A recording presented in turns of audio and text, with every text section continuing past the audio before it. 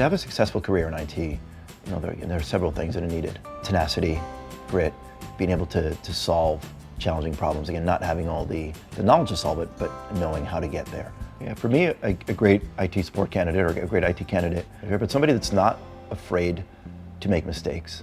So having that tenacity, being able to deal with some of those, the downsides, because that is a big part of it, is the learning part of it, right? That ability to look at something and say, okay, this is something, even though it seems insurmountable, it seems huge, I can attack this in whatever degree, small degrees, and fix it.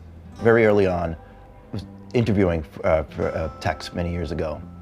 We worked in a small space in downtown Ann Arbor, and there was a alleyway in the back of our office and a weird fire escape. We were on the second floor of this office, and there was this fire escape leading up. And I was waiting for an interview candidate to come in, somebody I'd never met before. The receptionist comes up to me a few minutes later and tells me that the interview candidate was here.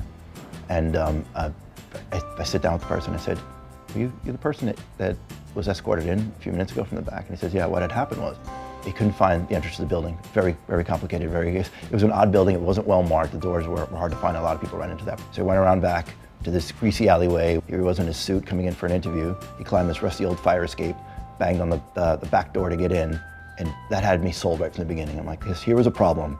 Regardless of whether or not he was going to be a little bit dirty or sweaty or whatever, he found a way to solve it. So, and that's really what I look for. Again, for that level of tenacity, where even if they struggled, sometimes I prefer that. This was hard for me, but I got through it, and I was successful in the end. That's what I look for.